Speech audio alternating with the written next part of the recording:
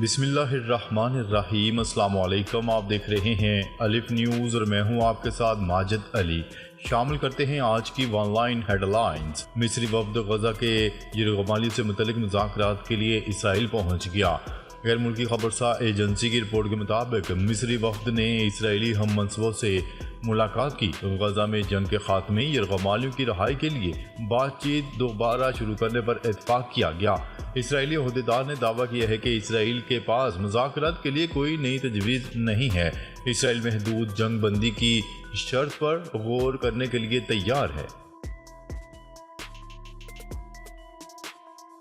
ایرانی طلباء و طالبات فلسطینیوں اور امریکی طلباء تحریک کی حمایت میں میدان میں آ گئے۔ فلسطین کی حمایت میں اسرائیل کے خلاف امریکہ اور یورپ کی یونیورسٹیوں میں زور پکڑتی طلباء تحریک کو تشدد کے ذریعے دبانے کے حکومتی کوششوں اور پولیس گردی کے خلاف ایران بھر کی یونیورسٹیوں کے طلباء و طالبات اور پروفیسروں نے اس تحریک کی حمایت میں ریلیاں نکالی۔ غزہ کی عوام کے ساتھ اظہار یکجہتی کے لیے امریکی طلباء تحریک کی جانب سے اس ملک کی یونیورسٹیوں میں احتجاجی مظاہرے ہو رہے ہیں، جو نیو یارک کی کولمبیا یونیورسٹی سے شروع ہو کر اس ملک اور یورپ کے دیگر یونیورسٹیوں میں پھیل گئے۔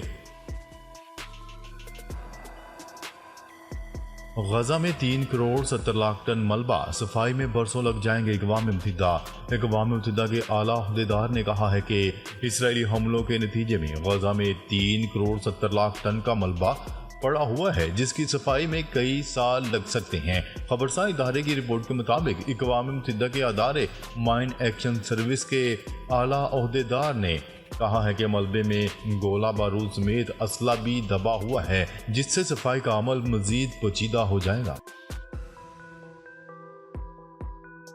یمنی حوثیوں کے میزائل حملے میں ایک بحری جہاز کو نقصان پہنچا۔ یمنی حوثیوں کے زیر کنٹرول علاقوں سے بحیرہ احمر میں 2 تجارتی جہازوں کی طرف 3 اینٹی شپ بیلسٹک میزائل فائر کیے گئے ہیں۔ یمن کے ایرانی حمایت یافتہ حوثی بحیرہ احمر میں تجارتی بحری جہازوں پر حملے جاری رکھے ہوئے ہیں۔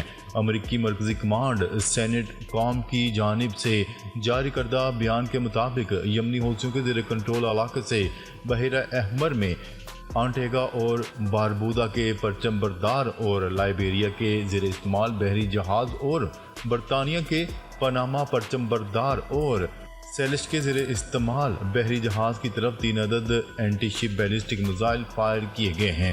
میزائل بحری جہازوں کے قریب گرے ہیں۔ بیان کے مطابق میزائلوں کی وجہ سے ایم وی اینڈریو میڈاسٹار بحری جہاز کو معمولی نقصان پہنچا ہے، لیکن جہاز اپنا سفر جاری رکھے ہوئے ہے۔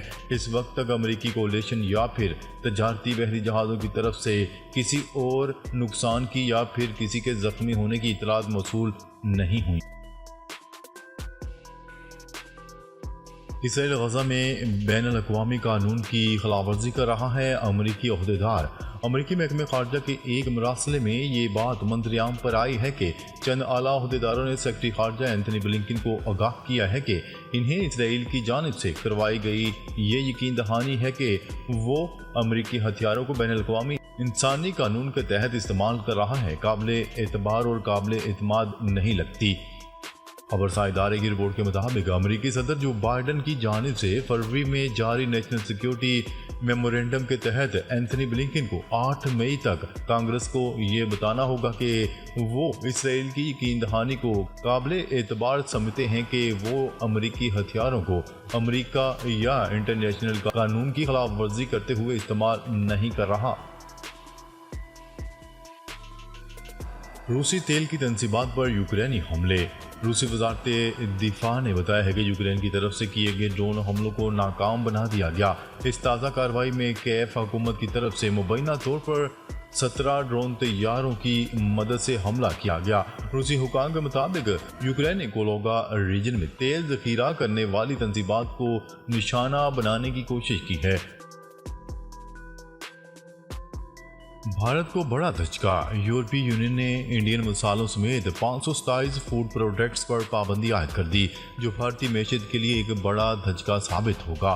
غیر ملکی میڈیا کی رپورٹس کے مطابق یورپی یونین کے فوڈ سیفٹی حکام کی جانب سے کیے گئے ٹیسٹوں میں یہ انکشاف ہوا ہے کہ بھارتی فوڈ پروڈکٹس کے ایک قابل ذکر تعداد میں ایتھلین آکسائڈ موجود ہے جو ایک قسم کا کینسر پیدا کرتا ہے۔ یہ معاملہ اس وقت نمایاں ہو کر سامنے آیا جب معروف بھارتی مسالہ جات برانڈ بشمول MDH اور ایورسٹ کی جانچ پڑتال کی گئی اور یہ معلوم ہوا کہ ان میں ایتھلین آکسائڈ نامی کیمیکل مقررہ حد سے کہیں زیادہ مقدار میں موجود ہے۔ فلسطینیوں کی حمایت طلبہ کا احتجاج مزید وسعت اختیار کر گیا اور غزہ کے مظلوم فلسطینیوں کی حمایت میں امریکہ سے شروع ہونے والا طلبہ کا احتجاج مزید وسیع ہو گیا ہے۔ اب برطانیہ، اٹلی، فرانس اور آسٹریلیا کے طلبہ بھی میدان میں آ گئے۔ انہوں نے اسرائیلی کمپنیوں سے تعلقات منقطع کرنے کی حمایت کی ہے۔ ادھر کولمبیا یونیورسٹی میں طلبہ کا غزہ یکجہتی کیمپ 10 روز بعد بھی جاری ہے۔ مزید جامعات کے مزید 40 کیمپس میں بھی احتجاج کا آغاز ہو گیا۔ امریکی ریاست الینوائے اور پینسلوانیا کی یونیورسٹیز سمیت دیگر جامعات کے مظاہرین کو گرفتار اور معطلی کی دھمکی دی گئی ہے۔ عراق میں ہم جنس پرستی پر 15 سال قید کی سزا کا قانون منظور۔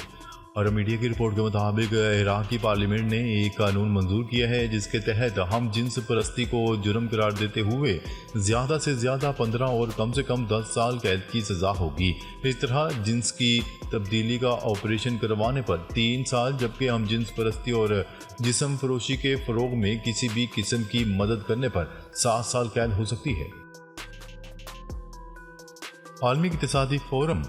وزیراعظم شہباز شریف کا کہنا ہے کہ اس وقت دنیا کا سب سے بڑا مسئلہ عدم مساوات ہے۔ شہباز شریف نے عالمی اقتصادی فورم میں عالمی صحت کے ایجنڈے کے حوالے سے ایک سیشن میں اظہار خیال کرتے ہوئے کہا کہ 2003 میں مجھے کینسر ہو گیا تھا، نیو یارک میں میرا آپریشن ہوا، علاج پر ہزاروں ڈالر لگ گئے، تو میں نے پاکستان میں موجود کینسر کے مریضوں کا سوچا ہے کہ کتنے لوگ اس کا علاج کروانے کے قابل ہیں۔ ہمارے بہت سارے شہری مہنگا علاج نہیں کروا سکتے۔ وزیر اعلیٰ پنجاب منتخب ہونے کے بعد ہم نے صوبے میں گردے، جگر اور کینسر کے سرکاری ہسپتال بنائے۔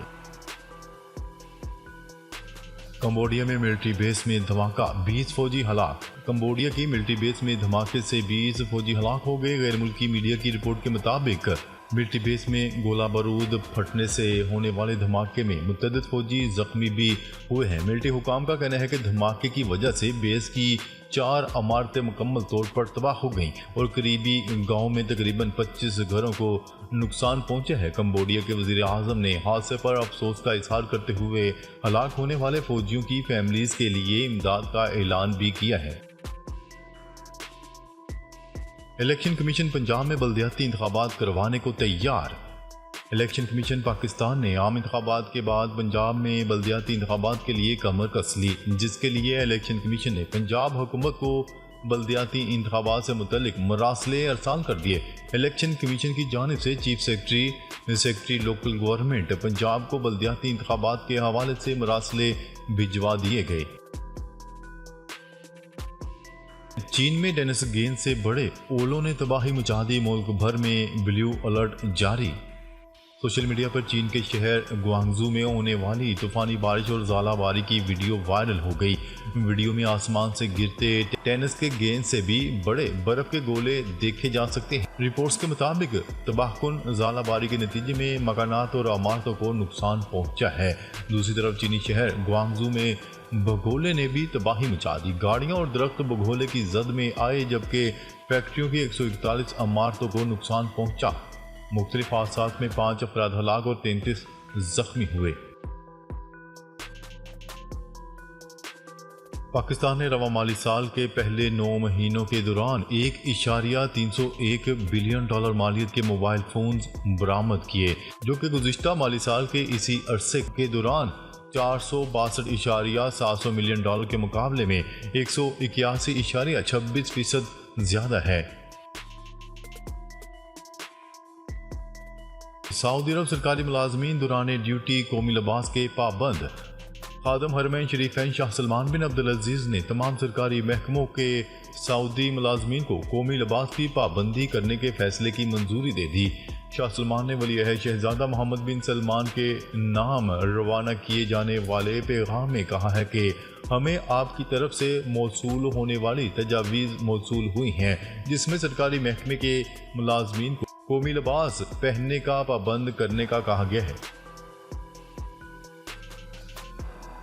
وزیر خارجہ اسحاق ڈار کو نائب وزیر اعظم مقرر کر دیا گیا۔ جاری نوٹیفکیشن کے مطابق اسحاق ڈار کو نائب وزیر اعظم بنا دیا گیا۔ اسحاق ڈار پاکستان کے چوتھے نائب وزیر اعظم ہیں۔ قبل ازیں ذوالفقار علی بھٹو، نصرت بھٹو اور پرویز الہی بھی نائب وزیر اعظم رہ چکے ہیں۔ یاد رہے اسحاق ڈار وزیر اعظم شہباز شریف کے ہمراہ عالمی اقتصادی فورم میں شرکت کے لیے اس وقت سعودی عرب میں موجود ہیں۔ دوسری جانب پیپلز پارٹی کے رہنما فیصل کریم کنڈی کا کہنا ہے کہ ہمارے دور میں بھی پرویز الہی نائب وزیر اعظم رہے ہیں، ہم حکومت کو اچھے مشورے دیں گے۔ ناظرین، اب تک کے لیے اتنا ہی، بہت جلد آپ کی خدمت میں حاضر ہوں گے، تب تک کے لیے اپنا خیال رکھیے گا۔